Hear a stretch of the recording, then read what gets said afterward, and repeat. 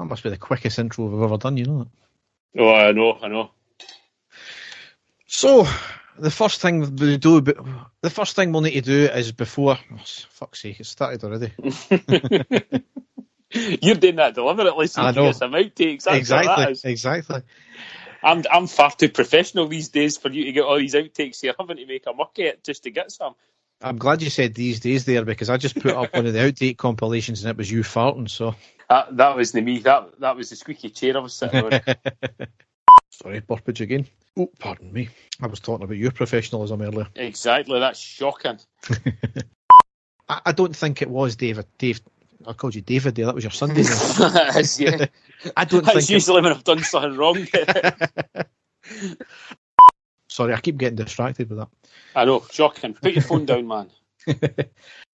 So, another classic match will be done the next time. Another classic match will be out... Oh, fuck's sake. So, see, when you're doing your rants, Derek, and you're doing the serious stuff, there's never any issues, do you know what I mean? There's never any issues, but then when you do something straightforward like that, that's when the problems come in. Exactly. You're going to be like the wonky donkey, something will be added on every time. Wonky donkey? You never heard of that one? Look it up, there's a video on YouTube. I don't want to, Derek. I do not want to look at any videos that you recommend that's got anything to do with donkeys, right? I'm not going to be looking on the internet at that. Definitely not. No. It's certainly not about our old colleague Andrew, anyway. Still get some mention every now and then, eh? Absolutely. So we'll move into the news. I generally don't know if I'd said that already, to be honest. What? Into the news, aye. Right, okay. No, I don't think you have. No.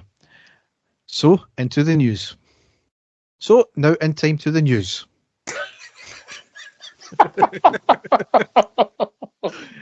Oh, for fuck's sake, right. It just sounded so bad the last time I had it was better when you used to get Trevor McDonald to date, Derek. Let's be honest. Yeah. Bring back Trevor. From EastEnders. I've got no idea you're on about. Oh, didn't do your bumming Mike.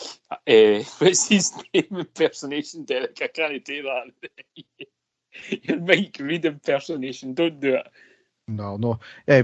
Trevor was Scottish in EastEnders, though. So it's easy to do. Scottish. He was a proper Ouija man, eh? Nah. Nah. You've lost me, but there you go. So only a couple of stories taken. Hello? You're dodgy internet again, eh? That's too much porn, that's why. You're probably right. And the stadium erupts in red, white and blue. You've never seen anything like it. Let's go.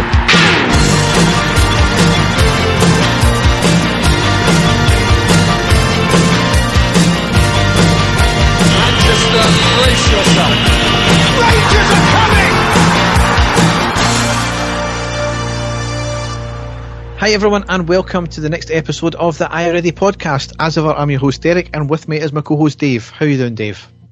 Very well, Derek. How's yourself? I'm not bad. I mean, I'm certainly better than, cows that have drunk Red Bull anyway. Exactly, mate.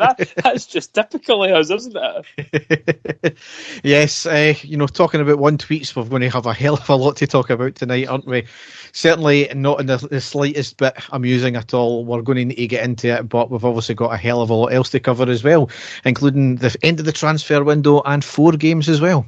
Exactly, and an excellent last game there, Derek, which I think has been the start of all the problems that there's been over the last 48 hours. But we will get into that as soon as possible. Absolutely. So, without further ado, we'll go down the tunnel and onto the pitch.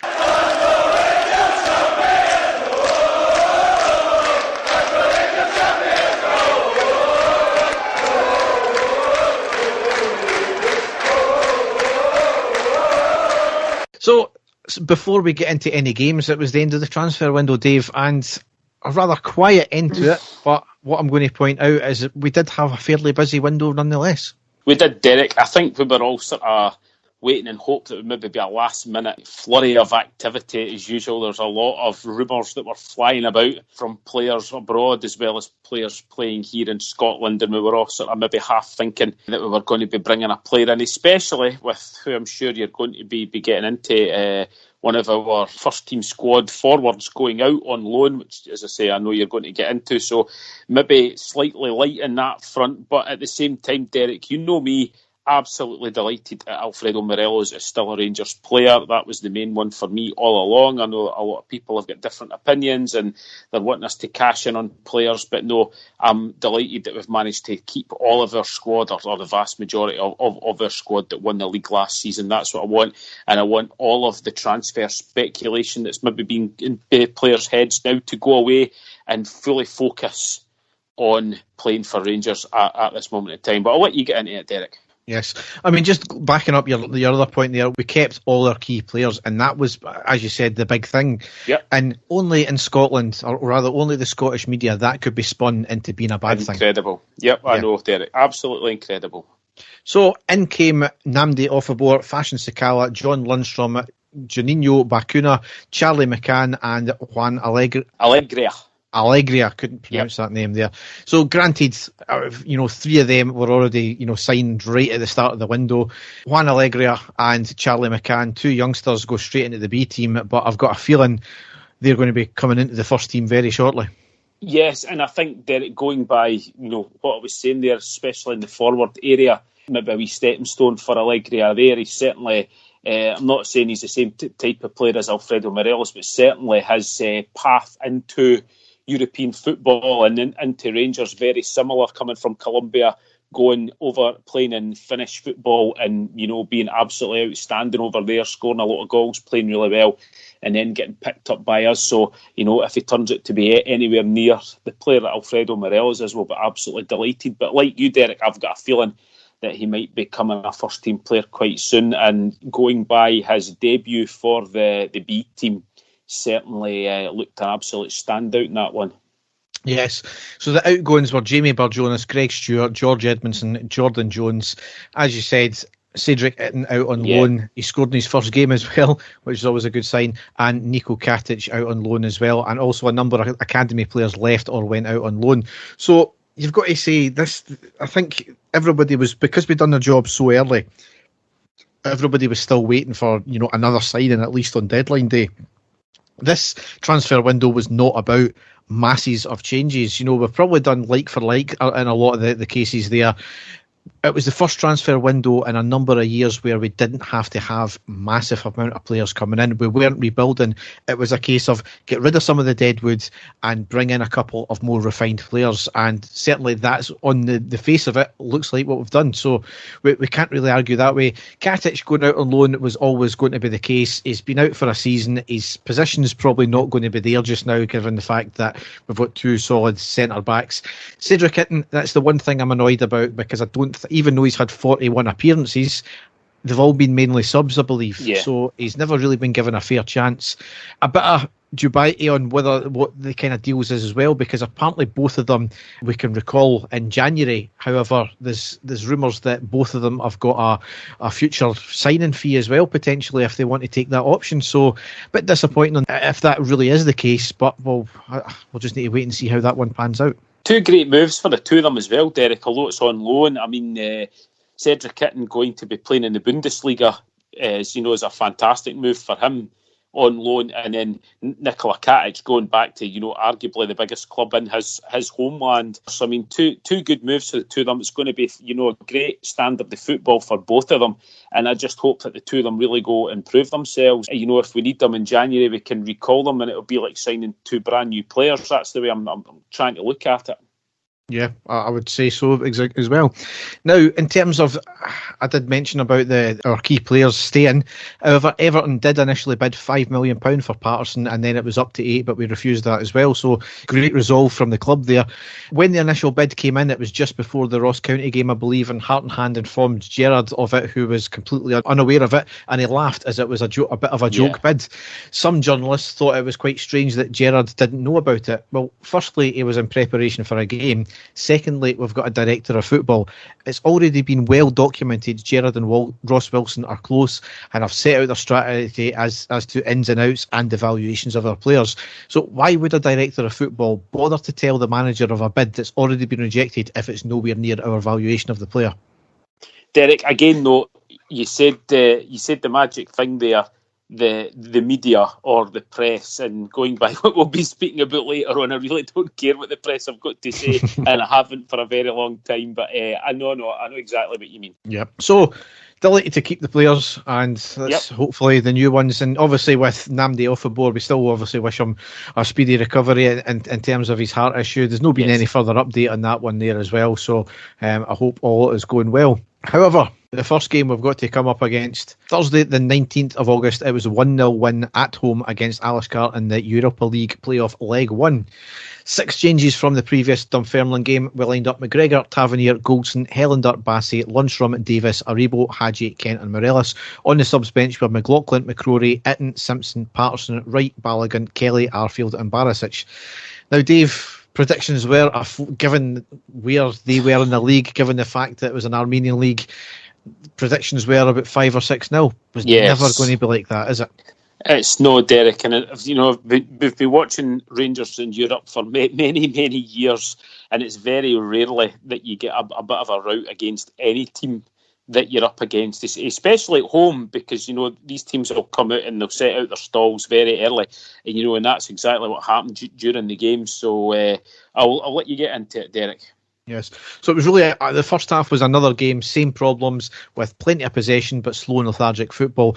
Granted, Alashkert were sitting in and playing tight and defensive. They tried to hit in the break. They were competent enough, I felt. People were writing them off too easy, I felt, but it was easy enough for our defence. Again, the final third was poor, with us playing the same way, getting to the wing, crossing and repeating. Many of the crosses were overcooked. However, we did have a number of dangerous crosses into the area, but we didn't pick out our man. So you could say it's bad crossing, and the forward players need to be more alert, but was causing them a danger. Our best chance did come on the 22nd minute. Aribo pressures the midfielder, wins back possession. The ball fed towards Hadji, slides it into Kent on the right-hand side of the box, and he has a shot and it hit off the bar, so quite unlucky there. Yeah. However, big moment on the 43rd minute, it was a red card for Lundstrom. Moment of madness as well. He was already on a yellow card from 10 minutes beforehand for a very similar offence. He had the ball in the Alashkert half. He dallied on the ball. He lost out. Their player got the ball. It was still in his own half. He was running towards the dugout and Lundstrom pulls him back in the Alashkert half with the player running to the dugout when we had plenty of cover. A lot was made about the fact that I think this is only his first European game, or second or third, whatever. He's not had much European experience. That's just basic football. When you look up, if you've got cover, if the player's running to nobody, he's not on the break. So why pull him back, especially considering you've just been penalised 10 minutes beforehand? Yeah, it was really silly, Derek. And when you look back on it, it's the first thing that you think to yourself, what the hell are you doing? A guy, he is he's an experienced player, Derek. He's been playing in the Premiership in England, and I know a lot's been getting made about that, but he has been playing at a very high standard. And, was it a moment of madness? Was it, I honestly don't know, but just at that point in the game as well, when it's still 0-0, it gives the team, the other team, the upper hand, mentally as well as, the physical side of things. So, and it put the whole of the mood at Ibrox, into an absolute downer at that point as well. And the guy's not exactly set the head on fire either, Derek. He's been getting, criticised quite a bit by the fans, and that's something he definitely didn't need. So, no, it was poor timing, bad judgment, and, it was giving us not a mountain to climb, because it was still 0-0, but it was certainly going to make it a lot more difficult for us at that stage of the game. Yeah. The only one good thing it might have done is made Alashkert push out a wee bit more, which meant we could exploit the space they leave. So, that's the only one good thing it might have done. However, in the second half, a much better second half performance, very gutsy and a fighting performance, with one major difference. The players were moving for each other and into spaces. It's the one thing, see, when we play slow and lethargically, nobody moves, so it allows the opposition the time to actually regain the space and tighten up. Wright did come on at half-time for Kent, who Kent was woeful, I felt, in the first half. However, Wright made an instant impact, getting an early cross in for Morelos. Like Malmo last week, though, we looked as if we were the team with the extra man, despite us being 10 men. We're in full control of the game with all the possession. In the second half, I don't believe McGregor had a significant save to make. We certainly created a lot more, however, didn't put their keeper under a lot of pressure. There was a 10-minute flurry of chances round about the 58th minute with a penalty claim which wasn't given. It was a correct decision that. An overhead kick by Morelos, followed by a header just wide by him as well. We were getting closer and closer and finally broke the deadlock on the 67th minute with none other than Morelos scoring. Morelos beats the offside trap from a pass from Tavernier, ended up in acres of space, so much that everybody actually thought it was offside. RTV never shown a proper replay. Maybe that was tactical, I don't know, because it might have been offside. Drove it forward into the box, only the keeper to beat, and he hits a shot under and off the keeper's legs into the back of the net. Brilliant. Excellent goal, Derek. He's the man. He's our European talisman. Had to be him. It'd been pretty quiet up until that stage, but just excellent to know that he gets a wee, just one chance and he'll take it. And, everybody calmed down a wee bit after that, didn't they? So, excellent that we managed to get the breakthrough. Yes. And the rest of the game, we controlled the game. And then one highlight I want to mention is Hadji. He was outstanding all game, especially in the second half. He was running about. He was creating the chances really that we were getting. Certainly when you compared two creative players like him and Kent, it was like chalk and cheese. Yeah. But that's how the game ended up, 1-0. Yes, it was never going to be a 5-6-7-0 game, but I would have expected at least two, to be honest, to make it that wee bit more comfortable. As I said, I think Alashkert were getting written off. People were looking at, they're 9th out of 10th in the Armenian league. They're nothing. But if you actually look at the league, I think all the other teams had played 4 or 5 games. They had played 2 or 3. So they were always going to be lower down the league, and they were champions after all of the league. And I don't care where you are, where you come from. If you've got a team that sits back and tightly defends, you could be anybody, and it was going to be difficult to beat them. So definitely, yeah. Although we should have done better. That's the one thing I want to say. We should have done better. However, that leads us into the next game, which was Sunday the 22nd of August. It was a 4-2 win away against Ross County in the Premiership. That was certainly more like the Rangers we know, Dave, wasn't it? Definitely, Derek. It was... We were looking for a wee bit of reaction, weren't we? There had been quite a lot said about the lack of goals that we were scoring up until that point, so it was great for us to get back out. And to be fair to Ross County, they weren't just really sitting back as well. So we knew away from home, we've got a decent record up there as well. We were hoping for some goals, and thankfully, we did get some. And I think that the scoreline flattered Ross County, Derek, because I do feel that 90% of that match we completely dominated. But again, I'll let you get into the game. Yep. So we were actually allocated 1,000 tickets for the game, which will come into play after the game when I get into that. There was 2 changes from the Alashkert game. We lined up McGregor, Tavernier, Goldson, Balogun, Bassey, Aribo, Davis, Kamara, Hadji, Kent and Morelos. On the subs bench we had McCrory, Lundstrom, Helander, Itten, Patterson, Roof and Arfield. So as I said, that was more like the Rangers we know, and then we show our stupidity due to the lack of marking as well. First 40 minutes we were by far the better team, playing with a lot higher tempo than we've seen in previous few games. More importantly, playing with variation as well. Players were switching sides, they were getting into space, passing well, crossing from both wings, going through the middle, in complete control. There was an early penalty claim though for Ross County on the 3rd minute when the ball hit off the upstretched arm of Balogun. However, the Ross County attacker was adjudged to have pushed him first. A lot of folk felt we were quite lucky on that one. I know, Derek. I think when in hindsight, when you look back and you see it on replay, and again, trial bespoke scene as usual, slowing it right down to, the guy's barely moving, and it looks as if it's, that it's going to be a blatant penalty. But when you're watching it from real time, you could see where the referee was coming from. There was definitely contact made there by the forward on Balogun, that pushed him. So I would say the referee got it right, Derek. However, we did go 1 goal up on the 14th minute with Joe Aribo scoring. Lots of possession, good link-up play with Kamara, who played a lovely weighted ball to Aribo in the box. Lovely control with the heel of Aribo to stop the ball, turns, switches to his other foot and hits a curler right into the bottom left corner. What a stunning goal that was. Absolutely sensational, Derek. As you say, the whole move and then the control by Aribo, the awareness, and the execution was just perfect. The amount of curl that he got on that ball and placed perfectly, inch perfect, just inside the post. Absolutely stunning goal. Yeah, absolutely. And we thought we put the game to bed.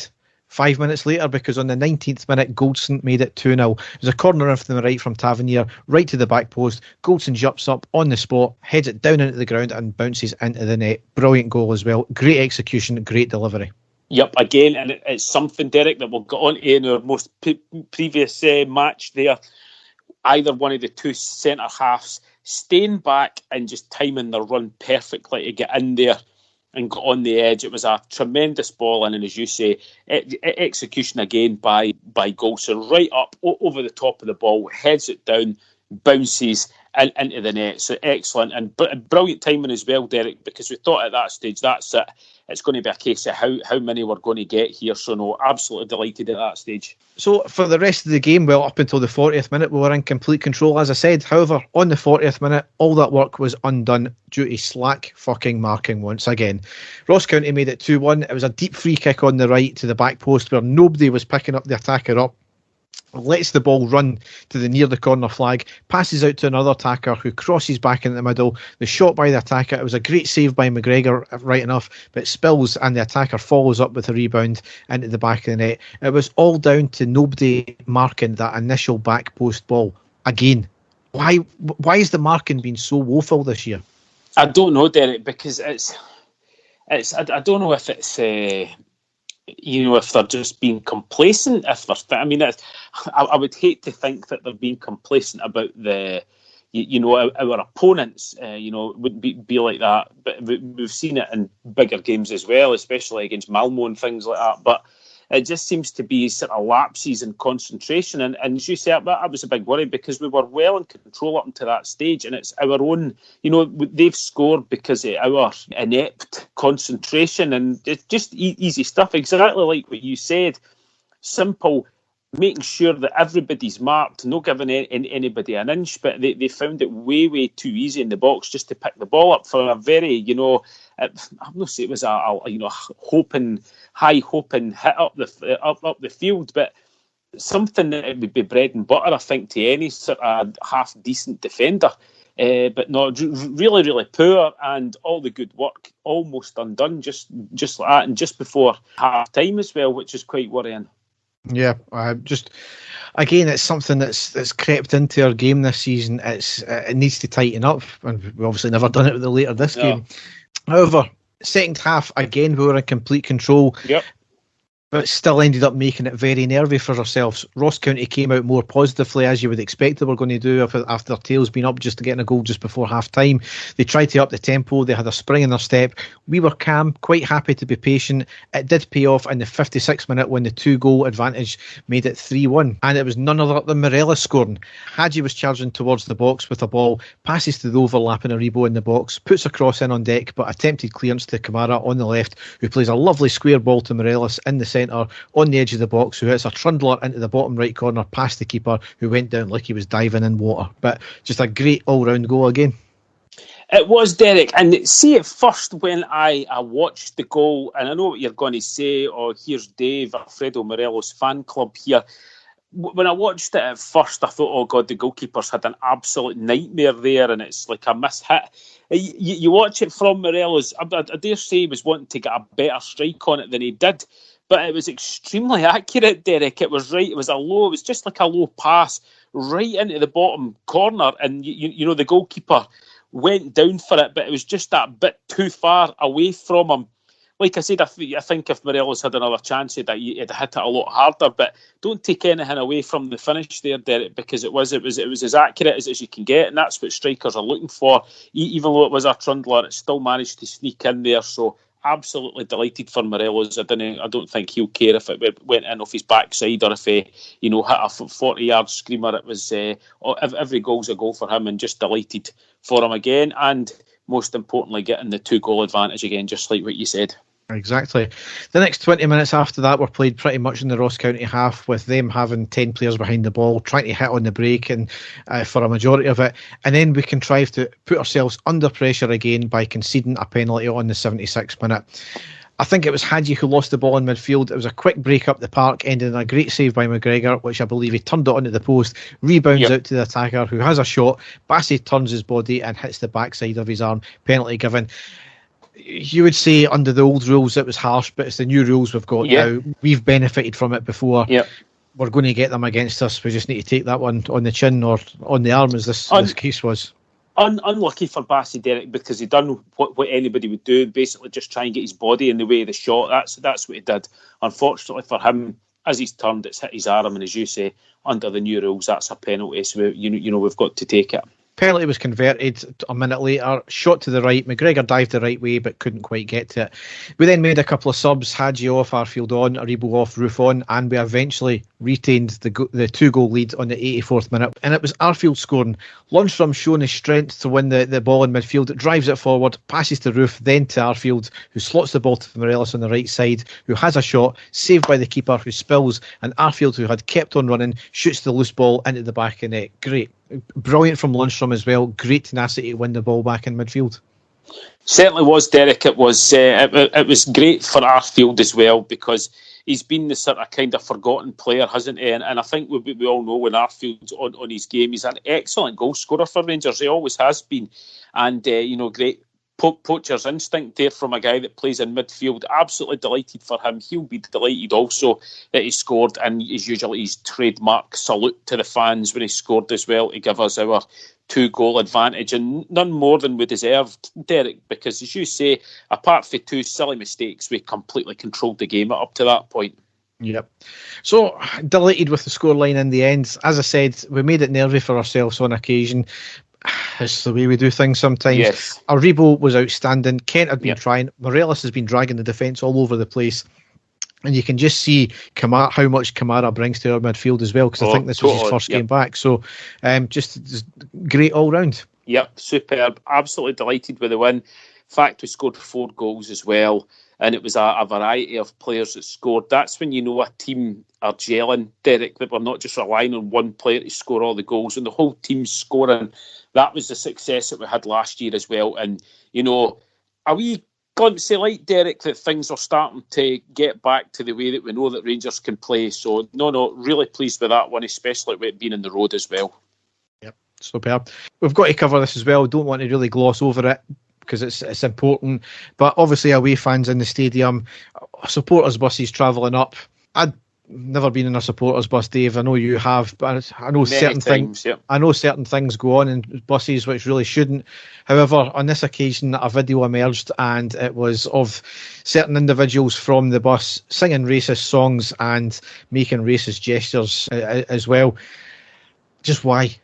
The club have been trying their hardest to try and eradicate these things and stop tarnishing the image of Rangers.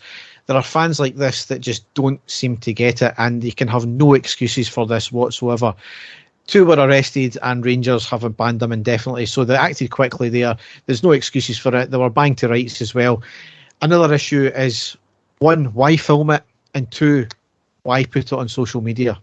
You're just being an idiot there. Also, Rangers, on that note as well, they have told the supporters club that they will be refused any away tickets for the foreseeable as well, which you might argue it's a bit harsh, but certainly I think it was the only course of action to the club could make to show how serious they are. It shows fans they're serious, and it shows those that hate us and claim that we're doing nothing that we're serious about this as well. Yeah. I mean, it drew the ire of the media, as it should. You've got to say it was an own goal by these fans as well. Yep. They've apologised for it. It makes no difference really now. What's done is done. It drew also the media asking a rather strange question that, in the next up-and-coming Old Firm game, should Tavernier go up to Kyogo like Brown did to Kamara as a gesture? I mean, that is utter ludicrous to even suggest that. Firstly, it devalues the seemingly genuine gesture Brown done. I mean, Dave, I don't think it was a PR stunt at all. I genuinely think he meant it.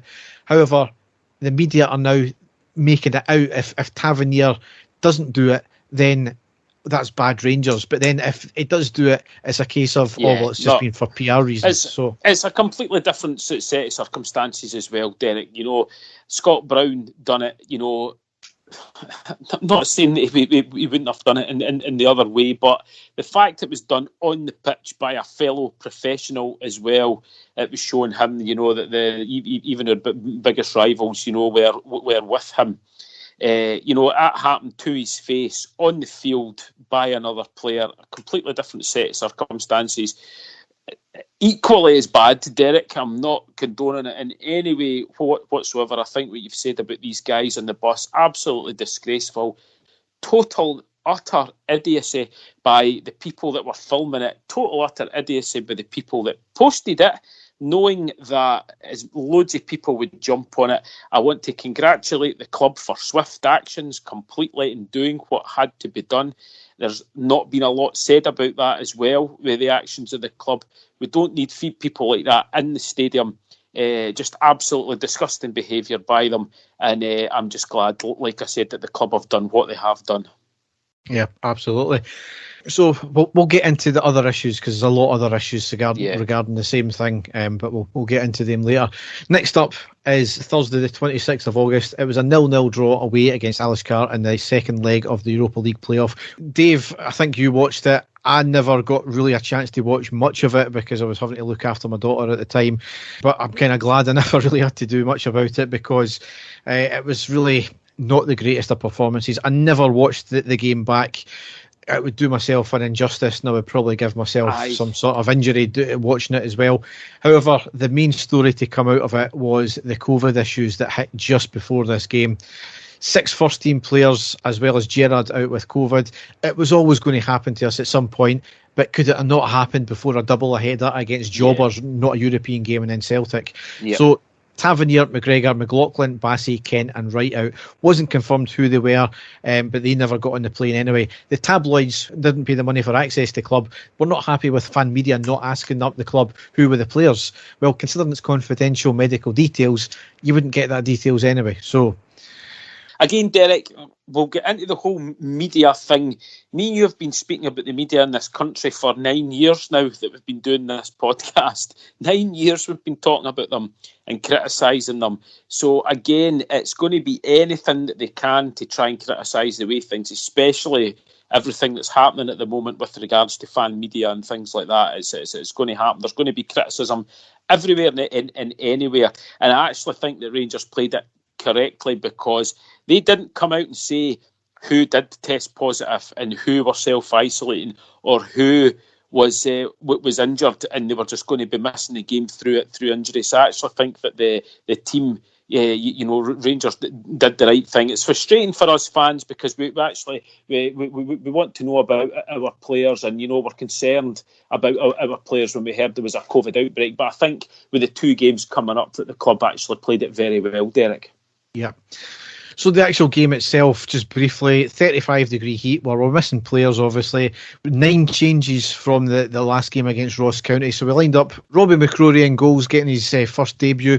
Patterson, Goldson, Helander, Barisic, Arfield, Davis, Kamara, Aribo, Morelos and Hadji. On the subs bench, we had Hogarth, Itten, Balogun, Kelly, Lowry, Lyle, McKinnon, McClelland. That's a no bad first team, Derek, considering we had so many absentees. You would say, I mean, that's potentially a team that we would put out in the Premier League in the vast majority of games out there. So when I saw the first team, obviously notable absentees being our first 2 goalkeepers, but knowing that we had a goalkeeper who had Premier League experience in McCrory, I felt a bit better about that. And the fact that our captain was missing, but we did have an able replacement in Patterson as well. I was still hopeful, Derek, that we would do the job on the night. Yeah, absolutely. But what turned out to be a game that lacked any pace, we were happy to knock it about, decent enough for the first half without putting their keeper under pressure. They had a man sent off for a second yellow for a very, very dangerous and cynical leg left in when McCrory dived at the guy's feet. Easily could have got his leg out the way. It should have been a straight red card. I'm just thinking about the punishment that Roof got for a complete accident. It wasn't malicious at all, but he got a 4-game ban for dangerous footplay.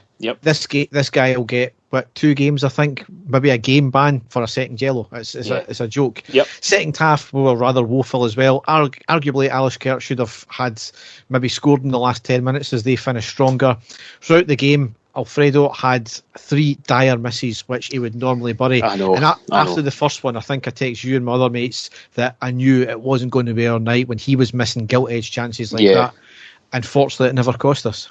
Yeah, I know. I was really surprised, Derek. There was at least, as you say, 3 gilt-edged chances. I would even go so far as to say that 2 of them were, unforgivable misses for a man of his ability. I was pulling my hair out, especially with the second one that just got flicked through to him that he blasted over the bar. Really, really not like him at all, especially in Europe where he's been so deadly for us, Derek. Really, all I can really say is the best part of the game for me was towards the end when the signal cut out to a test page and then cut to BBC News studio where a guy was standing with a mask, was looking right at the camera, seemed completely bewildered, went to a wide shot where another woman was standing with a mask on, and they just looked at each other. And this went on for maybe about 30 seconds. Derek, I was sitting watching it with my son, and I've not seen my son laugh as spontaneously as that for such a long time. But I was getting really excited, Derek. I thought finally we're going to get a chance to see John Eustace play for Rangers. That's who I thought it was that was coming on. I was really excited at that point, and then I realised it was actually BBC Studios there. But there you go. It was absolutely dire. But the Twitter response, Derek, after that, for about 5 minutes after that, was just priceless. And as you say, the most exciting part of that match all night was watching what was going on. It really was. It was embarrassing for BBC Scotland there for doing that, but absolutely hilarious at the same time. I mean, one of my mates on our group chat said that one of his mates genuinely thought that the Queen died for a minute. Is that right? Yeah, I'm going straight on. Thank goodness that didn't happen. Exactly, but I mean, but that was good. But anyway, certainly, as tough as we made it for ourselves, sometimes given the conditions, given the issues with COVID, you've kind of got to forget the team. Bearing in mind it was like a 5,000-mile round trip as well for the team, so certainly it had shades of Ufa. I put it that way.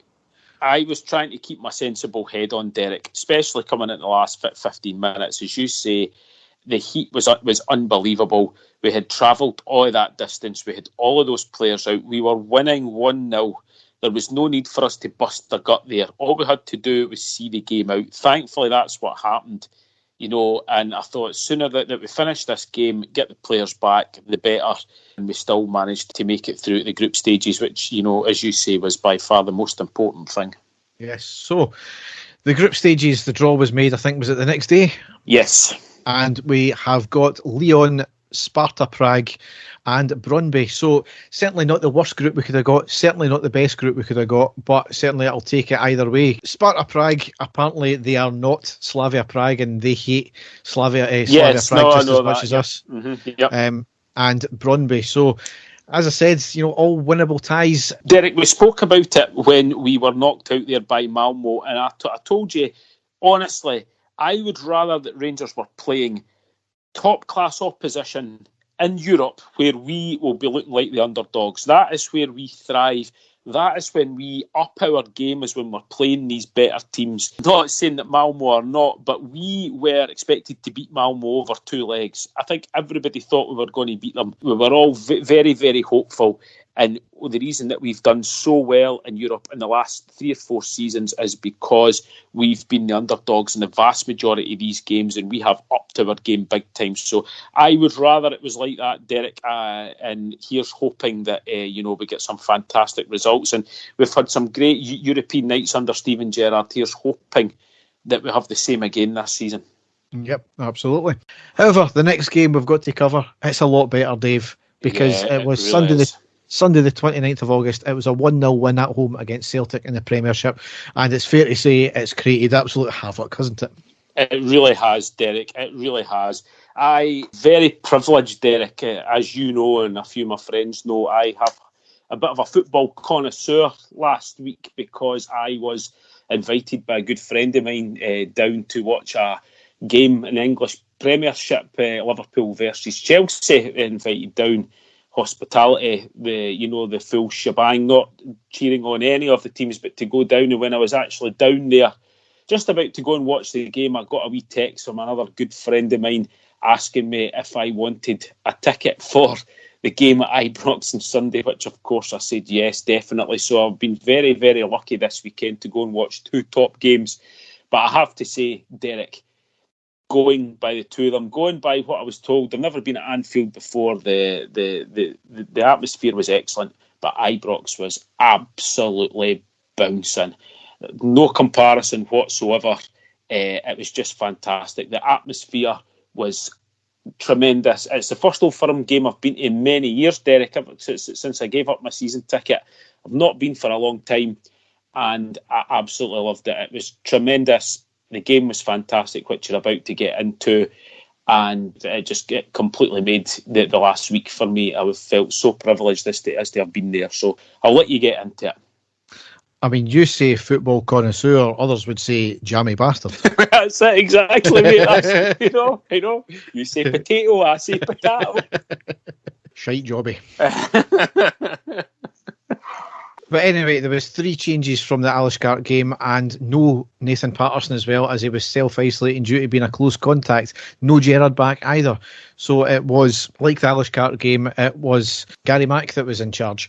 Yes. So we lined up Robbie McCrory again, Balogun, Goldson, Helander, Barisic, Davis, Aribo, Kamara, Roof, Kent and Morelos. On the subs bench we had Wright, I think it was Kieran Wright, wasn't Scott Wright, as some people felt.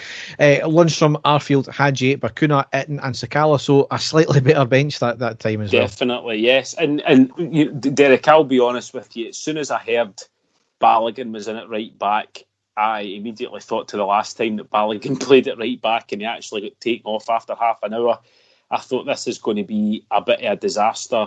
McCrory and goals would kind of made peace with that. We know that he's, like I said before, he's played in the Premier League already, so I wasn't too concerned about that. The rest of the team, though, Derek, it's pretty straightforward. It's you could argue without obviously our goalkeeper and our captain. Probably his strongest team if everybody was fit. So wasn't worried that way, but concerned with the fact that Balogun was at right back, and he proved me wrong, didn't he? I think he proved everyone wrong in this game, because he was just immense man of the match for a reason. And when it came to the keeper, I knew that we were never going to struggle, because we've always had a history of good keepers, even if it's the 4th, 5th choice. We can even get an emergency loan keeper and still be an amazing keeper as well. So, Derek, I've got Lionel Letizia in my brain just now. Do you know what I mean? So maybe not quite, but vast majority of the time you're correct. 99% of the time. Yes. So first half, it was a fairly open game with, I would have said, us slightly shading it. I know other people have said maybe Celtic shaded it, but I would have said we shaded it, playing some really good football, however wasteful in the final third, typical of our season so far. Neither keeper having anything to do, bar McCrory having to be alert on one occasion, and it basically became a sweeper to clear the ball. Celtic, though, arguably should have been 1-0 up on the 25th minute. Edouard misses an absolute sitter after the ball was crossed on the deck from the left. He got goal side, beat the defender, and he tried to side foot it, but it ended up hitting off his heel and he put it wide. It was a glaring miss, and it really should have been 1-0 at that point. Our best chance, though, came on the 32nd minute with Kent. Cross in from the right. Morelos uses his strength to outmuscle Starfelt, who was facing away from the goal. Passes to Kent on the edge of the box at the centre, who controls it. Hits a curling shot off the outside of the right post and out. As I said, that was our best chance of the half. Our defence had been solid enough, with Balogun showing very well at that stage, slotting in that right back position very well, as I said. We needed to get in their face a lot more in the final third, and as they've shown in both previous games and on the occasion that we did get in behind them, they can be very shaky. Definitely, Derek. As I said, apart from them having that one chance, and it was a glaring chance, Derek, I'm not going to say it wasn't. We've been getting told for the last 3 weeks that we were going to be facing the reincarnation of Pele and Maradona mixed into one, with Furuhashi being the greatest player to ever have graced the shores of Scotland playing against us. He was getting played in the left wing, Derek, and to be fair to the guy, he looks a good player. I'm not going to say he's not, but Balogun, I think, knew straight away, hard, strong and fast against this guy, and that's what he done the whole of the first half, so much so they had to switch him in the second half and play him through the centre, because he was getting absolutely no joy from Balogun. Outstanding, it really was. As you say, that one glaring chance, but apart from that, defence looked totally solid. Celtic couldn't do anything in the air at all. We were winning absolutely everything, and the team just looked a lot more concentrated, Derek, especially in defence. Shout out again, though, Alfredo Morelos without really getting any shots on target, Derek. I thought it was immense. I thought it was absolutely immense. His hold-up play, his passing, his link-up play, his vision, spreading the ball from side to side, getting us out of tight spots. I thought he was absolutely outstanding in the first half. I thought he was even better in the second half, which we're about to get into. But, I think a lot of people just look at Morelos for goal scoring. I thought he was excellent up front, led the line tremendously well. Yep, absolutely. So as you said, second half, an outstanding performance, I felt. Yep. We came out the traps, we got in their face and we ran them ragged. We were chasing every ball, winning everything, and as a result we were getting the break of the ball. And as we said, we get in their face, their defence stuttered, we had them panicking, making mistakes, and it was allowing us more space as well. And we ended up getting a goal in the 66th minute with Helander scoring a stunning corner from Barisic on the right to the back post. Helander towers above and heads it into the back of net. Barisic, his crossing was a bit suspect again in the game. However, just before that, he put in a free kick, which ended up getting the corner from, and the corner was absolutely immense as well. You hit the hail right in the head, the nail right in the head there, the nail right in the head there, Derek. I had a feeling after, because as you say, I think Barisic grew into the game. As the game went on, I think he's been suffering serious confidence issues. I think going along with him being injured in the Euros and hardly playing any minutes at all, I think his confidence has dipped. Going into the second half, Derek, that looked like the Barisic that we all know. He was getting forward, first few crosses into the box. It was just as if he was finding his range, wasn't it? And then, as 10 minutes into the second half, he became the weapon that we know he is. He put in that stunning free kick. As you say, it was almost inch perfect. That's what came for the corner. And I just had a feeling, I thought, that's him. He's found his range now. We're going to get something here. And I was right. I was waiting on it. And Helander, again, just like we spoke about Goldson against Ross County, the two of them are switching about. Nobody marking. He made the perfect run and a fantastic header in there. The place went absolutely mental, Derek. It was tremendous. And the thing about it is we thoroughly deserved it, Derek, because we were by far the better team. We were not giving them a second on the ball at all. We were chasing everything down at that point. They were panicking. They couldn't get the ball out of their own half. They were passing it back to Joe Hart constantly. He was having to get rid of it as quickly as possible. We weren't allowing them to do to Dundee and St Mirren what it was they were doing. They're playing the ball out for the back. We were charging them down and they didn't know what to do to stop us. And that goal just came at the perfect time, Derek. Absolutely tremendous. And we kept that up for for most of the rest of the game as well. Yep. The one thing I'll say, Derek, again, going on, I thought, obviously Balogun outstanding. Steve Davis playing like a man, of 21 years old. The guy was just everywhere on the park, especially in the second half. Cool, calm and collected, but also, getting forward, getting the players forward, totally controlling the midfield, Steve Davis. I thought he was outstanding. If it wasn't for the fact that Balogun had such a good game, Steve Davis would have been my man of the match without a shadow of a doubt. He was tremendous. And also, going on, every time we put the ball forward to Alfredo Morelos, he won it. He won the ball, Derek. He flattened his man, I don't know how many times. He was going down, he was doing the perfect, he was getting fouled, he was taking the free kicks, taking the sting out of things. And up until they took Alfredo Morelos off, Derek, Rangers were in complete control. And it was at that stage where about 10 minutes to go, we took Alfredo Morelos off, and that's what kind of brought Celtic back into the game. I thought it was a really, really bad substitution to make because of how well he was doing. I would have taken anybody else off at that stage, apart from Balogun, obviously. But I thought he was leading the line so well, and they could not deal with him. And as soon as he went off, Derek, which I'm sure you're going to get into next, that was when Celtic started to get the upper hand in the last 10 minutes of the game, and they were getting more and more of the ball because we took off our attacker, brought on a defensive midfielder in Lundstrom, and obviously it was going to get put Celtic in the front foot because we weren't putting any pressure on them up front. Yeah, I mean, Kyogo did get one chance no long after the goal in the 68th minute where McCrory done fantastic to run out and block the shot. the moment you're talking about, Dave, that was a wee flurry round about 5 minutes. Yep. For about 5 minutes round on at the 80th minute. On the 85th minute, Kyogo gets the ball on the right-hand side of the box, gets a shot off, but a great save by the feet of McCrory. See, if he had squared it, then it was almost an empty net for him to tap in. A minute later, Kyogo gets an almost identical chance as well on the right side of the box. This time he cuts it inside, but only for us to knock it away after a few attempts. If he had shot it, it was in. So it was. He chose the wrong option at both occasions there. But you're correct in what you say there. The only other kind of controversial thing in the game, though, is on the 94th minute. I know what you're going to say here, Derek. Disgraceful. Yeah, Balogun went down injured with a bit of cramp. McCrory put the ball out. Celtic should have given the ball back, but never ended up winning a corner for Joe Hart to come up like a charging gazelle, and they never ended up scoring, obviously. But can you imagine what would have happened if they had scored from that chance after not giving the ball back? It just sums Celtic up in that one instance there. The most classless bunch of arseholes out there.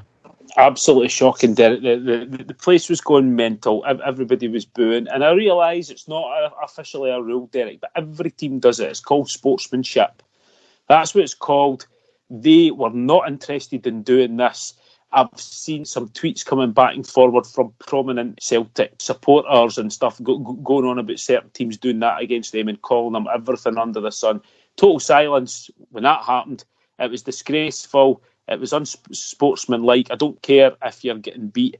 Robbie McCrory had the ball in his hands. He could have held on to it. He could have fired it upfield to run the clock down, but he was, genuinely concerned about his player. He put the ball out.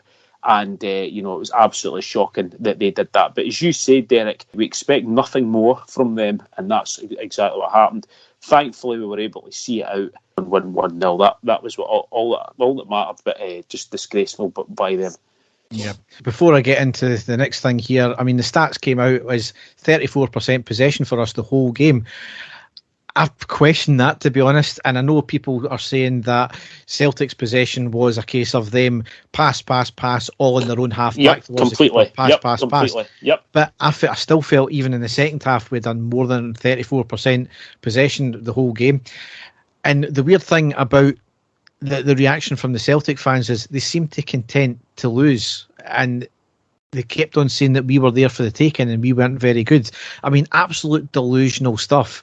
Celtic, arguably, maybe had the better chances, but the keeper still had saves to make, and that's his job at the end of the day. But Celtic, other than the chances, never done anything with it at all. They never scored, so they still lost the game. So I don't know why they're content about it. And I'll be honest with you, Derek, do you think that was Rangers at their best? Absolutely even though not. We were the better team in the second half. No, and we were still missing most players as well. Nowhere near our best, and we still were the better team. Through, if we go through the whole game, as you say, first half, pretty even. Celtic had the most, clear-cut chances to score, but if you're taking it out the whole game, Rangers were the better team, and we didn't play to anywhere near the standard we can play. That's the worrying thing for them, because they are happy with how they played the game, the supporters. That shows you how bad things are, because we didn't really show up. But in the second half, we basically just put them under so much pressure when they had the ball that they didn't know what to do. Do you know what I mean? That was it. We scored the goal when we needed to score the goal, but that's nowhere near the standard that we can play. So that's the thing that I'm content about, Derek, about the game. It's an excellent result, but I know we can play a hell of a lot better than that. Yeah, I mean, that's the thing though. I hope they keep up with this delusion, because it just makes the fall harder when it does happen. Exactly. So, yeah. So, Dave, this is what's going to be the bulk of the news section as well. We need to obviously talk about the fallout from it, because it's been, I'm trying to find the words here, it's been targeted, it's been a disgrace, to be honest, Dave. They've lost 1-0, and they generally what happens is when Celtic lose, they'll blame the referee, but the referee done nothing in this game. He never had a hard game to deal with, so there was no controversial decisions at all in the game, so they can't blame that.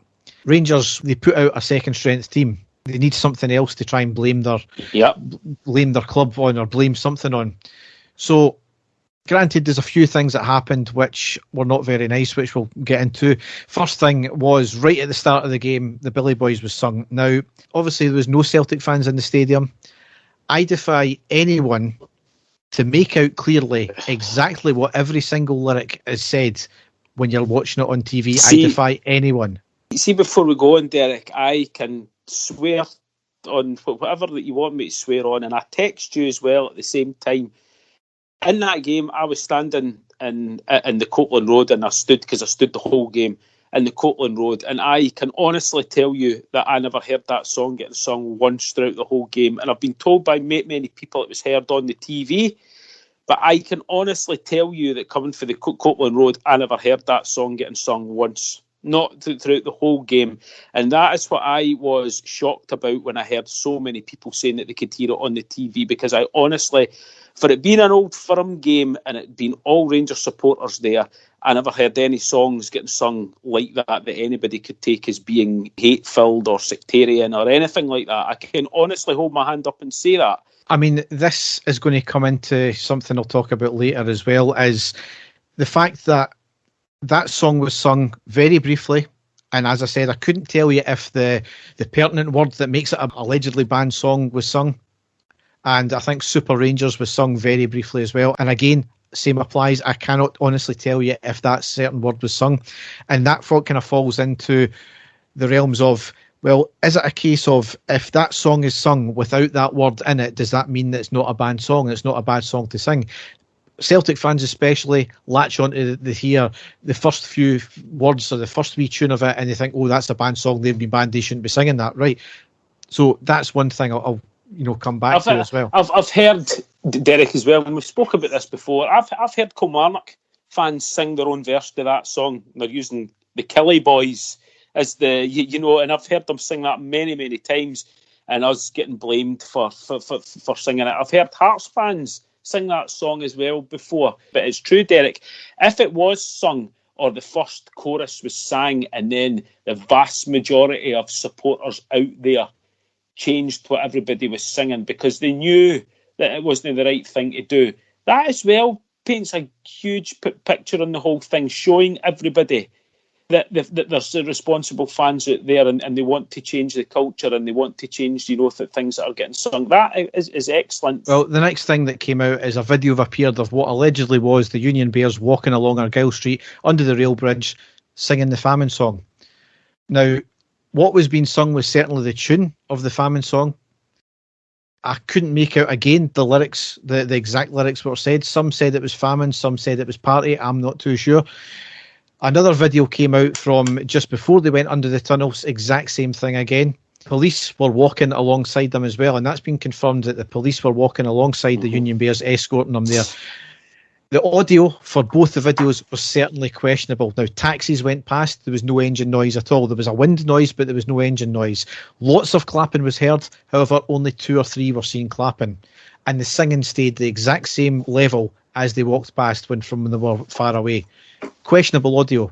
Now, 6 people, I think it's now went up to 8 people arrested. It was initially 3, then there was another 3 today, then there's been another 2 tonight.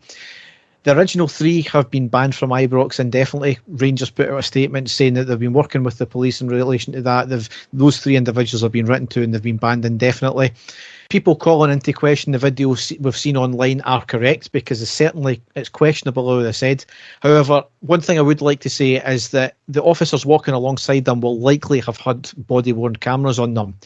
And I would like to think anyway, for the club to act and for those to be identified, I can only assume that there's irrefutable proof that those arrested have done what they've said they've done. And the only way I can think of that is the officers know the people involved and can corroborate that, and or body-worn cameras can corroborate what was being sung and by who as well.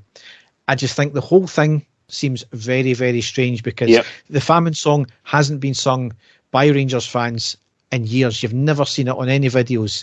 And again, Derek, going back to what I said there, I took my hat off to the Union Bears inside the stadium for keeping the songs going and keeping everybody going. There was nothing offensive getting sung at all, that the guys were doing. So that's why I'm finding that difficult to believe as well. but going by what you're saying, there must be some sort of proof there for the club to act on that. There has to be something, but I'm very surprised. I mean, the thing is, what kind of idiot do you need to be to sing that kind of stuff while the cops are right beside you? Yeah. This is what makes me think, no, that surely can't be right. Folk can't be that stupid. I mean, the police have been very open about their tactics, saying unless it's violent, they may not arrest you there and then, and we will then view our footage later and then identify the people and then make arrests afterwards. And that absolutely makes sense when you're doing crowd control from that point of view, because if they waded in to arrest a couple in a group, there may be chaos. Exactly. Yeah. I know that. I know that. It's as I say, going by what you said, there must be some sort of proof there for the club to take action like that. I mean, that's the thing. That said, if those fans have actually really genuinely done this, then I have no sympathy for you whatsoever. You're quite simply an idiot that doesn't care about the club or fellow fans. However, I would still like to see if that turns out to be correct, because I'll get into a few things here. On the back of this, though, there have been the targeted outcry from the usual suspects: Hamza Youssef, James Dornan, Michael Stewart, Graham Spears. All the usual people jumped in before anything was investigated, calling for the club to do something. Nobody could answer my question or anybody else's question about what do you want the club to do about fans miles away from the stadium. It's a private company who do not have control over what an individual gets up to. If you want the club to do that, then you're basically admitting that your own failure as a government, then, if that's the case. One of the police chiefs waded in as well, stating that their investigation is underway, but condemned the actions. However, again, surely if an investigation is underway, you cannot condemn... say exactly. You can't say anything until the findings are there, Derek, which is really either extremely unprofessional or there's something else at play here. You're prejudging it then. And all that had to be said in that, because it's not the first time that one of the chiefs have waded in terms of this after our celebrations as well. All that had to be said is, we are aware of the videos, we're currently investigating, no further comment will be made at this point. It's as simple as that. The outcry from the media and the politicians and such like, and the arrests prompted the Union Bears to issue a statement. Again, I'm not really a fan of fan groups issuing statements like that, but what they did intimate in that was that those were arrested were not charged with any racial breach or anything to do with racism. Now, I know there was a report of one or a few of arrests at Paisley Road West while marching to the game, so I don't know if it's been that. At the same time as well, they also made a wild claim that the police told each of the three initial arrested that they'll come down hard on them to make up for police failures at the George Square celebrations. I wasn't obviously there to hear them say that, and I can't say for sure, but I find that very hard to believe, to be honest. All of this was then met with a few posts in the whole ACAB thing. To be honest, see, when you start posting that crap, you'll lose your argument. Yep, completely. Yep. Then I posted a comment to James Dornan about what else do you actually want the club to do and what are you particularly doing about it, because all you're doing is grandstanding on Twitter just now. I was met by Celtic fans claiming that the word Hun isn't sectarian. Then another fan tried to have a go, and then another Rangers fan piped up and found a tweet that person had said, and he'd used Hun in a derogatory way. Mm-hmm. And do you know what his comeback was, Dave? Well, I'm a Protestant, so I get to use it.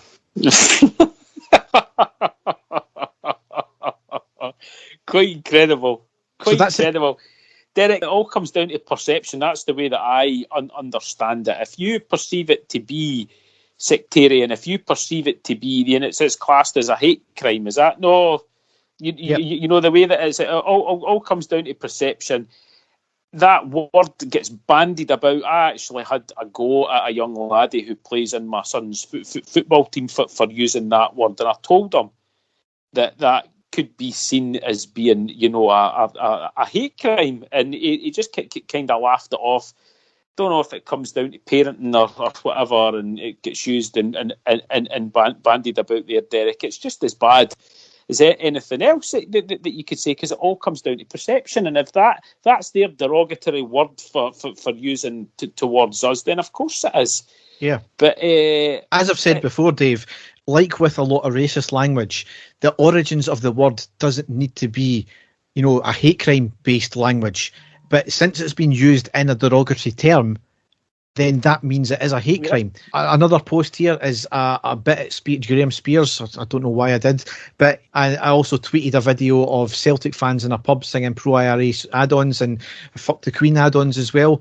One fan tried to justify the IRA bombings. I'll say that again. Incredible, yeah. One fan tried to justify the IRA bombings. One fan tried to claim, well, the Celtic song has been sung about players of a particular era, and the IRA were good and non-violent back then, and they were basically flower boys. No, that doesn't work. No. It's 2021 and you're singing about the IRA. It doesn't matter what era. The whole we're not sectarian, we're political doesn't wash with me, Derek, and that's what they all try to use just justification is some of the things that get said. I hate all this he says and she says stuff, Derek, but it is going back to that particular word. If you perceive it to be offensive, then it's offensive, and it's it's a hate crime. End of story. Hugh Keevins was on Clyde pontificating about surely Hugh didn't wade in, Derek. Surely not. Yes, but he was pontificating about his grandfather was one of those Irish Catholics that came over during the famine, and he was deeply offended by that. Hugh, that's absolutely fine. You can be offended at that. I have no issues with that whatsoever. That's okay, Hugh. But the IRA nearly blown up my dad before I was even born. So how about you call out your fellow fans for glorifying terrorism then? That's the kind of shit we're on about. Bearing in mind, all the while, the press are still smarting at the fact that they're clearly hurt by Rangers charging them for access. So there was a barrage of negative and uneven press as well. I'll give an example, and it was a bad video. A Rangers fan attacks another Rangers fan. He got glassed.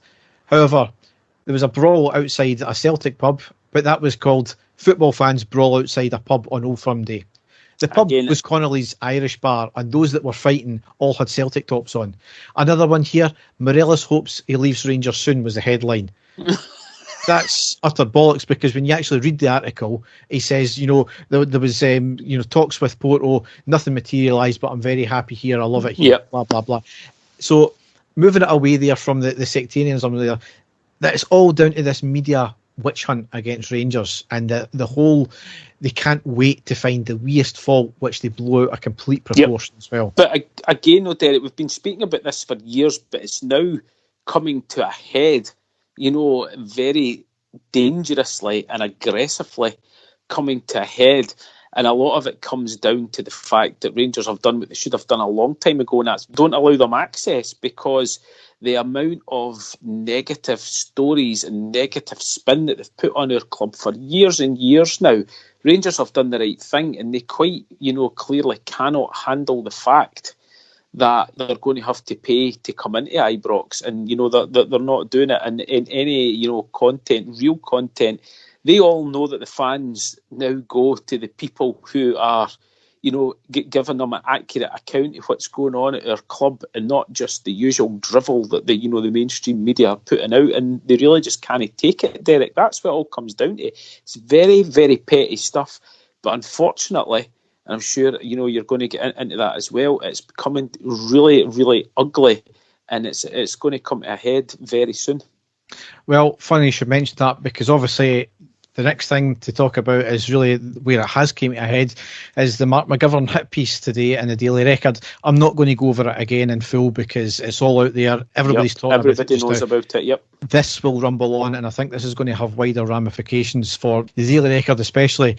But by their own admission, some of the language used in the tweets was unacceptable. There's no getting away from that. Nobody can condone it whatsoever.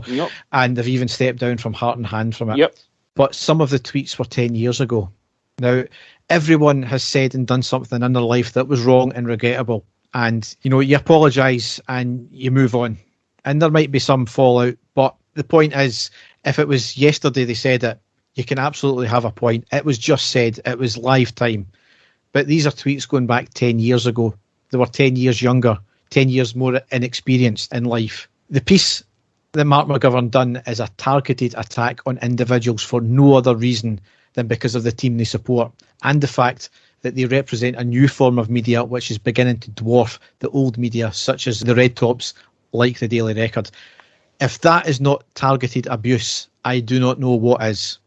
There's a lot of rumblings tonight that senior people within the Daily Record heads are rolling, because that this has been a targeted attack on civilians, basically. Yes, they are now in a position, but they're still fan media. They're just general fans. Yep, they are not completely. They are not media accredited or anything like that. They are not sportsmen. They are not officials or anything like that. They are just general people, and you have went trolling through their social media accounts to find the minutest wee thing. Granted, it was wrong. Again, no getting away from that. But it was up to 10 years ago. Some of them, they were less than that. Some of it was deplorable, absolutely.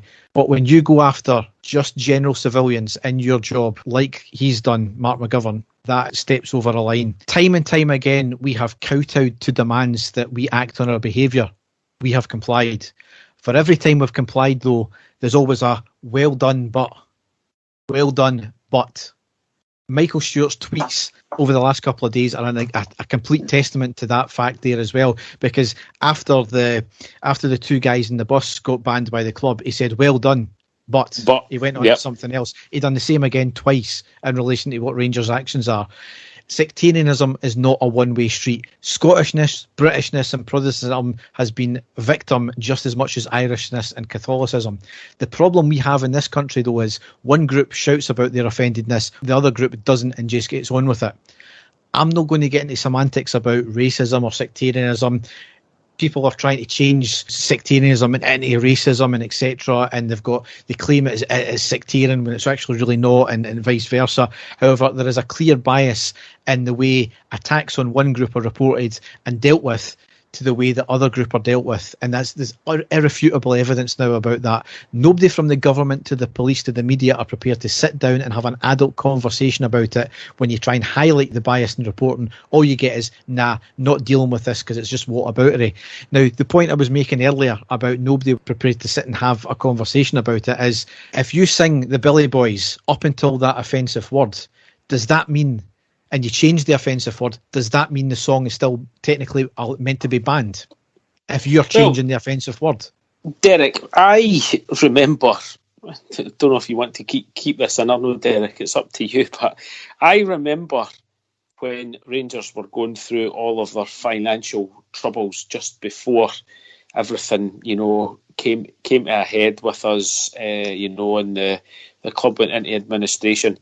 I heard a lot of guys singing that song, instead of using the words which are offensive, they changed it to up to our knees in legal fees. Now, is that, this is, I think, the point that you're trying to make. Is that then offensive? Because we're talking about our own troubles there. So I agree with you as well that way. And until these words are sung, I realise that song is associated with those words. I go back to the club though, Derek. I think the club have made huge strides in eradicating this for the support. I really do. Yeah. And, you're quite right, Derek. Until, words are actually, said, is it offensive? If the words are changed, like the Kilmarnock fans singing "We Are the Killie Boys," is there people that are going to take offence at that when there's absolutely no sectarian content in it whatsoever? Is that way it goes? But unfortunately for us, we're going to be tarred with that if that song is sung or muttered in any way, shape or form. Which again, I keep repeating myself, Derek. I genuinely didn't hear it getting sung when I was there. But you're quite right there, Derek. Is that what it is now? It's just if those first 5 or 6 words are sung in any context, is it going to be then classed as being sectarian? Well, that's what nobody knows. Nobody's got a songbook. I mean, granted, we all kind of know the songs that shouldn't be sung, but it's because it's one word. And here's the thing: it's one word. I mean, talking about the Famine song, for instance, I can't remember the actual real tune it is. Angela Haggerty claimed one time somebody was whistling that tune and claimed it was sectarian against her and racist against her. Well, somebody was whistling. There was no lyrics to it. So how that can be classed as sectarian or racist or whatever, I just don't get that. So this is about having adult conversations about it. And just like sex, sectarianism sells for the media, and that is the big problem. They love this kind of thing because it is sensationalism at the end of the day. However, what has been uncovered by David Edgar and other fans They've uncovered several social media posts from the likes of the writer of that monstrosity report, Mark McGovern, from Paul Sweeney, the Labour MP, who claimed that the Heart and Hand should be basically suspended from their position within Ibrox. Jane Hamilton, reporter for the Daily Record, the girl from a Celtic state of mind who is never off Sky Sports. Granted, she is technically a civilian. Somebody says she's in the legal profession. I don't know that, but she's certainly given a prominent media place as well.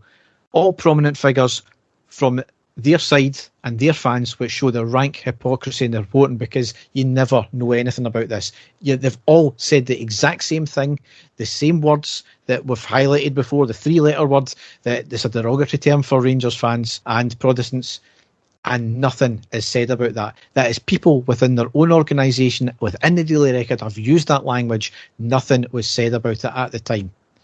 And it's not finished yet as well, because David Edgar stated in one of his last updates that he was going to the police and the ombudsman or whoever they were for the relevant areas for these people, and he's going to basically create a shitstorm. Tonight there's been further things uncovered as well. That looks like there's been a whistleblower account only set up within the last month and only following 15 accounts. Funnily that it's 15 accounts, all Celtic minded, and funny that the tweets that have been put out there are all the ones that appear in the report as well. So there's certainly a lot more to come of this. There's a lot apparently of deleting of tweets of certain individuals that have been highlighted by David Edgar and others. There's as I said, there's apparently a bit of a shitstorm, if reports are right, just now in the Daily Record because of the way this has been handled. But by the way, Dave, did you also know that Jim Torbett case was up in court this week as well? No, I didn't, Derek. Yeah, no, I didn't. To face further sexual abuse charges, and Frank Kearney again is also up to face further charges next week. You would think that would be mainstream news in Scotland, Derek. You would think, yes, but in this country, words from tweets 10 years ago that nobody complained about at the time matter more than the systematic sustained abuse and subsequent cover-up that's gone on at a certain club for decades. What have all those people in prominent positions I've previously mentioned got in common? Derek, I didn't know anything about what you've just said there about what has been happening this week. That is what the real story in Scotland should be. That's what should be getting highlighted. That's what journalists should be covering.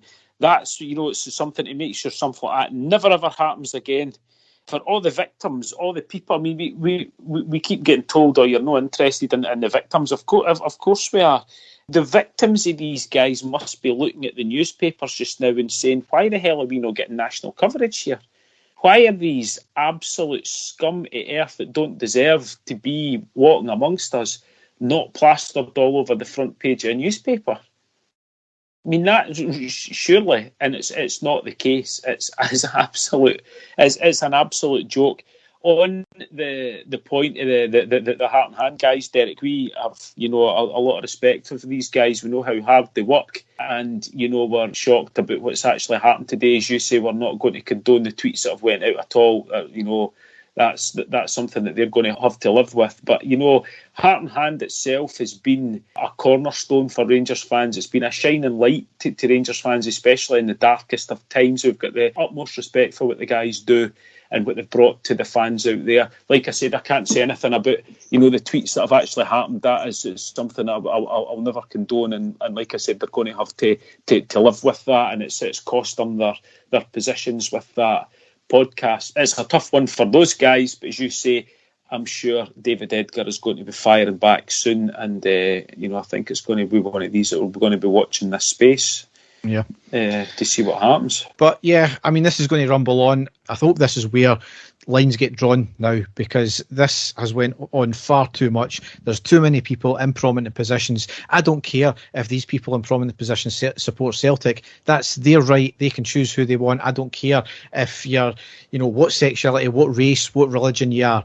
as long as you treat everybody else fairly, as long as you treat us fairly, and you even-handedly dish out punishments as well as reporting. That's all any Rangers fan has ever asked for. Rangers fans, on the whole, just now, will condemn anything untoward, and you've seen it over the last week or so. Yep. It's now about time the media give us a fair shot. It's now about time the authorities give us a fair shot as well, because we've done more than the government in the last 20 years to try and stamp this out, because we all know that Offensive Behaviour Act was an absolute sham, and it was doing nothing other than boosting the egos of certain politicians to make them think as if they were actually doing something good, when it was actually just a case of it was hindering existing policies which were dealing with the job properly. Definitely. So, I think you've covered everything very well there, Derek. You've made your feelings known. Sure, every other Rangers fan out there, and every other sensible, sane person out there will see exactly what's happening as well. And as you say, we hope. We've been talking about our treatment by the media, Derek, for as long as we've been doing this podcast, and we've kept saying it's never going to change. It's got worse. We knew Rangers' sudden resurgence back to being champions was going to really, really, really hurt a lot of people. We knew there was going to be backlash, but this has just been quite incredible. So we hope that there has been lines drawn exactly like what you said, and the sort of saying people can start taking charge. And it's been really, really difficult to watch and quite incredible as well. I could just hope that things are going to change now. Yeah. So, to wrap up the games, as it were, because we're kind of taking a big tangent from the actual section we're meant to be doing, but we've played 4, won 3, drawn 0, lost 1, scored 8, conceded 3, goal difference +5, points 9. Celtic, on that other hand, they've played 4 and lost 2 of them, so this is the great season that they're meant to be having as well. Games to come in September: Saturday the 11th September away to St Johnstone in the Premiership, that's a 12:30 kick-off. Thursday the 16th of September at home to Lyon in the Europa League Group A Game 1, that's at 8 p.m. kick-off. Sunday the 19th of September at home to Motherwell in the Premiership, 1500 kick-off. And on Wednesday, the 22nd of September, at home to Livingston in the League Cup. That's a 19:45 kick-off as well. So more big games coming up.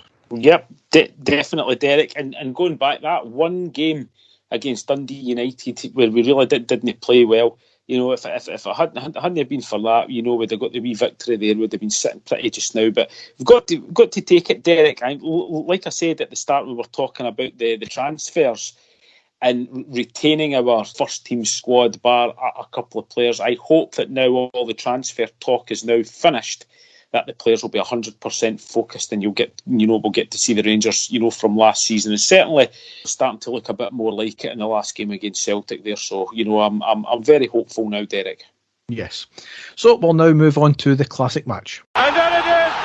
The final whistle's gone. Rangers have won the European Cup Winners' Cup. So, Dave, you've got a demolition of an Edinburgh team to cover, haven't you? I certainly do, Derek. I'm going back to 1999, the 7th of August, 1999 to be precise, where we took on Hearts. Now, the Rangers team that day, Stefan Klos, Sergio Perini, Craig Moore, Lorenzo Amoruso, and my man, Big T, Tony Vidma. Midfield for Rangers was Barry Ferguson, George Alberts, Claudio Reyna, Jonathan Johansson, and up front for Rangers, Michael Malls and Rod Wallace.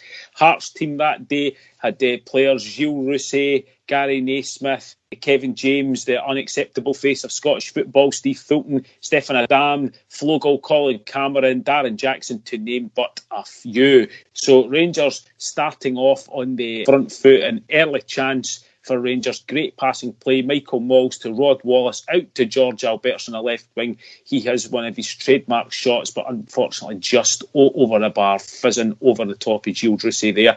But on the 13th minute, Rangers take the early lead. Here's Malls. There's a lovely little ball on to Reyna. Can he chip the goalkeeper? He does!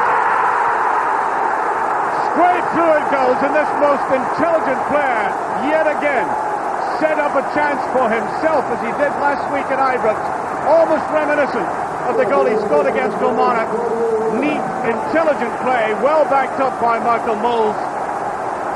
Now, I said, would he chip the goalkeeper? In fact, he kept it down and it went straight through him. Claudio Reyna gets on the ball at the halfway line. He plays the ball to Malls. Claudio Reyna keeps running, and Malls and Reyna with the perfect 1-2. Reyna into the box and basically just passes the ball, strokes it past Rousset. underneath his legs into the back of the net. Fantastic start for Rangers there. Then a few minutes after that, Rod Wallace gets the ball on the right wing. He puts a great cross, which is blocked straight out to Sergio Perini at the edge of the box. Not known for his goal scoring, he hits a shot but well wide of Rousset's left post. Then another chance, Rod Wallace again playing on the right wing. He was sort of switching between Wallace there and Claudio Reyna on the right wing, but Wallace on the right wing out to Sergio Perini. He puts a great ball into the feet of Michael Walls, and the skill's unbelievable. Turns one way, then he turns another, hits a fantastic shot and a great save equalled by Gilles Rousset to get the ball to the defender and cleared. Really unlucky there. Michael Walls just tremendous. And then the first real chance for Hearts was a tame header straight Stefan Klos from a long cross in for the left-hand side. It's an easy one there for the German goalkeeper. Hearts again, though, long ball into the box. It was headed down by Steve Fulton into the path of Stefan Adam, who heads the ball towards goal. But a fantastic dive and save by Stefan Klos out for the corner to keep it still 1-0 to Rangers. And then Hearts then putting the pressure on. They could smell blood. And it's Stefan Klos again to the rescue as he runs out and slides in to win a 50-50. There with Darren Jackson manages to clear the ball, and then just before half time, Rangers get the second. Ball's going in the box, and he tries to ball. What a finish! Superb goal. He deserves it for the way he's played in this game, rattling it in from an almost impossible angle. No wonder they're delighted with that. He was at the heart of the first Rangers goal, and now he decides, I'm going to have one myself. Barry Ferguson, he collects the ball in his own half, and then a fantastic long ball for Michael Moggs to chase down on the right wing. He controls, runs into the box and just smashes it low past Gilles Rousset into the back of the net. Supreme striking there by Michael Moggs. Accuracy, power, touch. This was when Derek, before Michael Moggs got injured, he was going to, at that stage, it was looking as if he was going to be one of the greatest players that's ever played for us. It was absolutely sensational. And into the second half, a long ball played up to Jonathan Johansson on the left wing. He puts in a fantastic cross into the back of the box. Claudio Reyna shoots, really unlucky, just over the bar.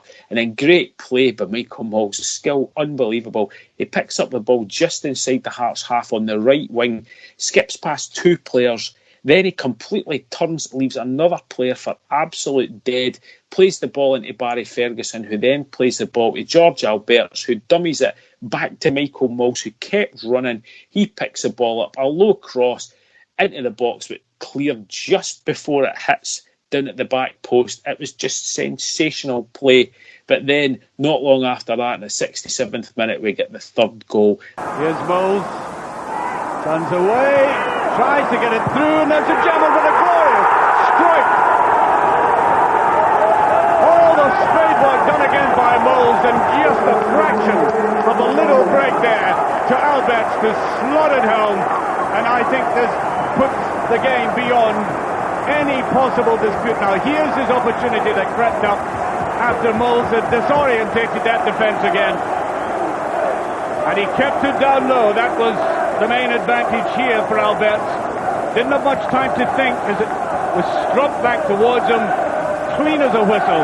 And it's Moggs this time. He's everywhere. He's on the left-hand wing this time. Runs inside, tries to get a shot away. He's tackled, but the ball falls perfectly to George Alberts, and he doesn't miss for there. Fires in the low shot past Rousset, make it 3-0, Rangers in complete control. And then only 6 minutes later, we get another goal. Wallace has been roaming from left to right. There's the header! Oh, what a goal! Reyna popping up out of the blue. He couldn't stop, goes into the very warm embrace of the supporters. His second goal in the game. His third since the season has started. His alertness, his insight and his timing all combining there to put Rangers in that luxurious position of an away game, 4 goals in front. fantastic play again. The ball out to Rod Wallace on the left-hand side. He puts the most perfect cross into the box, and Claudio Reyna just runs to the edge of the box, doesn't even have to jump. The ball goes right in front of him, and he steams a header past Rousset into the corner. 4-0 to Rangers. Tremendous play. Then another chance there. Barry Ferguson on the halfway line. He runs, feeds Malls into the box. He turns his man, gives it back to Ferguson at the edge of the box. He hits the shot, but just over the bar. That would have been sensational. And then the last chance for Rangers, Michael Malls again. He really was tremendous at the edge of the box. A low pass to the edge of the box on the right to Darius Adamchuk, who came on as a sub. He hits the low drive. It's just inches wide of Rousset. It finished 4-0 to Rangers. It could have been a hell of a lot more.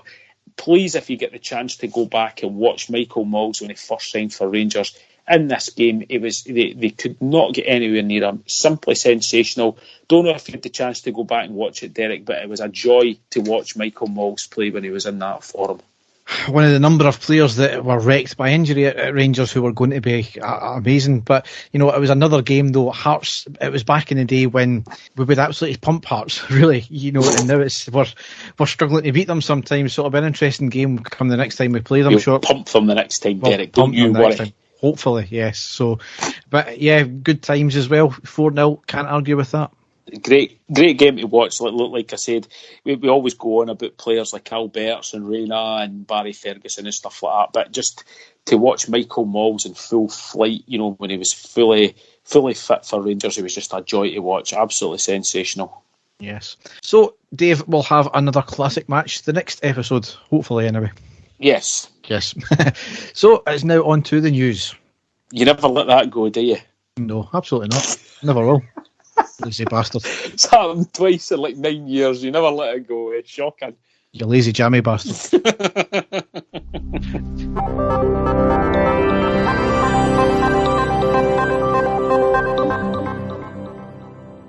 So only a couple of stories to cover because obviously we covered the main one earlier on. But Rangers, the share issue raised £4.5 million. The target was 6.75, so a wee bit off it, but still an incredible amount raised by fans as well. Yep, brilliant stuff. Yep. The cinch issue with the SPFL was set to go to arbitration. However, Douglas Park lodged an appeal and managed to get that stopped as he is an interested party. And given it's his business and the appeal was based around all interested parties, he should have been present. So it's a temporary injunction to stop the arbitration. So guessing it will be rescheduled. However, it's still in limbo now.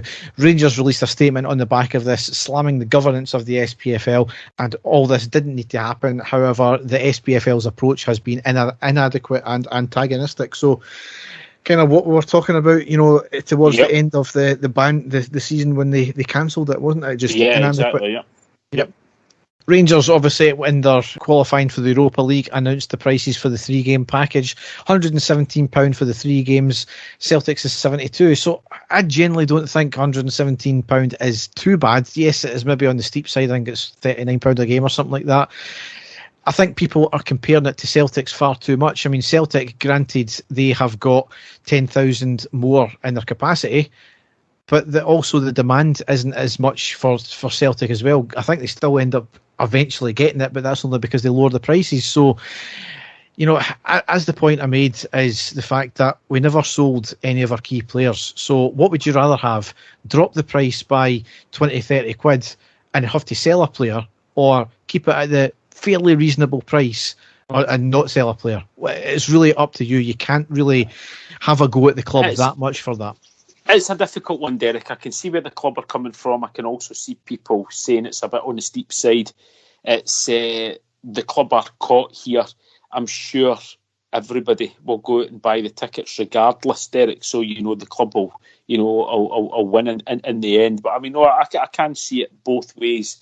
It's a very difficult one. I don't like the comparison to what they do. Whatever they do, I really don't care what they do. I want what's best for the club. And as you say, we have managed to retain the team that won the title just a couple of months ago, which is, you know, was imperative for us. So it is a bit steep, but I can see why the club have done it, and it's only going to be for the better of the team. Yep. And the last piece of news I've got here is Castore are set to open their own store in Buchanan Street this month, selling both their own stuff and some Ranger stuff as well. So it'll be good to see, good to walk into and promptly walk out after seeing the prices. Do we know where about in Buchanan Street? Is it? I take it's not the site that the current Ranger store is in Buchanan Street. Is it going to be? I suppose that's not Buchanan Street. It's Sucky Hall Street, but it's at the top of Buchanan Street. So. Any idea where it's going to be, or is it just the fact that it just says Buchanan Street? Just Buchanan Street. I think they did say, but I don't know exactly where. But okay, certainly be good to see, and as I said, bulk at some of the prices as well. But good coverage they're getting. Yes, certainly. Yep, definitely. Yep. So, couple's anniversary meal hilariously interrupted by a nudist cruise. Okay. A couple had their romantic anniversary meal hilariously interrupted when a boat full of nudists whizzed past them. John Wood, God, come on, that's surely not exactly. Yeah, I know. Could have been Richard, I suppose. And his wife were enjoying a lovely dinner at the River X Cafe, a floating gastro shed on the X estuary in Devon, which boasts dining with a difference. Well, it certainly fucking did that night, didn't it? All right, okay. But they got more than they bargained for when a nudist cruise rocked up on the river as they tucked into their meal. They looked up to see a large group of naked strangers waving at them from the deck. What exactly were they waving? Show offs if they were waving, that's what I can say. Aye. The passing cruise was an event run by the Torbay Sun Club's annual nude cruise, which kicked off at 7 p.m. on Friday the 23rd of July after setting sail from Exmouth Docks. John said that general reaction in the restaurant was thankfully a positive one as others saw the funny side. He told Devon Live, "My wife and I were having a lovely anniversary dinner at the River X Cafe when we caught sight of a boat full of naked people travelling slowly." Reaction in the restaurant was mostly amused and concerned for their health as the wind was getting up. Luckily, that's the only thing that was. Oh, Mr. Woods, that is a classic line. Right, well, Derek, I've got one for you here. Are you ready for this one? I hope you haven't, Dave. Man attempts to relieve constipation by putting an eel up his bum. Oh, man. Yes, you've read the headline right. He actually tried putting a living thing up his backside in an attempt to relieve pain, and you'll never guess what? He could have died from it. According to reports, the incident took place last month in Jinghua, eastern China. We love these Chinese stories, Derek. And the man claimed it was an old folk remedy that helped with bowel movements. Things got worse when the eel moved from his rectum into his colon, to which it then chewed through it. The man went straight to the hospital with this issue as he was too shy to visit his local doctor. Surgeons had to remove the eel, which was still alive, but informed the man that he could have died from hemolysis, which is the deconstruction of red blood cells after they are compromised by bacteria. There you go. An eel up the bum. I am both amused and horrified at the same time. Exactly. and on that note, it's time to say goodbye. So as ever, you can go to our website, which is ireadypodcast.wordpress.com. I still haven't updated it. I don't know when I'll get time to do it, to be honest. I'm just too busy these days. But you can go to ireadypodcast.wordpress.com. So, Dave, international break. Scotland got pumped again. I don't care about the game. I never even watched it, Derek, to be perfectly honest with you. I never even knew it was on. I knew it was going to happen. And it's not like me because I usually watch it. But while that man is in charge of Scotland, I really, really have lost all faith, which I had. Well, it was already low on anyway. But I'm really, until that man goes, I've lost all interest completely in it. And that's unfortunate because I always did watch Scotland when they played and cheer them on, but it really has taken the absolute wind out of my sails when it comes to watching the international team. So we'll leave it at that. Yes. So there'll be obviously a lot to cover in the next one. There's going to be a hell of a lot of fallout, as we've said, from the Daily Record. Apparently, they're all locking their own private Twitter accounts and Facebook accounts up just now. I think heads are going to roll for this because there's a lot of tweets that are getting uncovered that say rank hypocrisy is getting found out. So we'll watch this space. One more thing, Derek. We are only 42 followers away from 3,000 followers, and that for us is huge. So anybody listening that doesn't follow us on Twitter, please give us a wee follow. We really appreciate it, and it's the most the amount of fans that we could ever dream of having, and potential listeners to the podcast as well. So thanks very much for everyone who is following us, because we've had a lot of people following us, especially in the last sort of 24 hours where their followers seem to have went up. I think the Rangers fans are finally wakening up to the fact that they want more fan-based media than anything else, which is great. So, yes, the 3,000th follower won't get anything because we don't have anything to give. So thank you if you are that one, but sorry. We'll give you a mention. There yes. You go. Yes. So on that note, oh dear. Thanks for listening and goodbye. Yeah, take care, folks. Bye-bye. And the stadium erupts in red, white and blue. You've never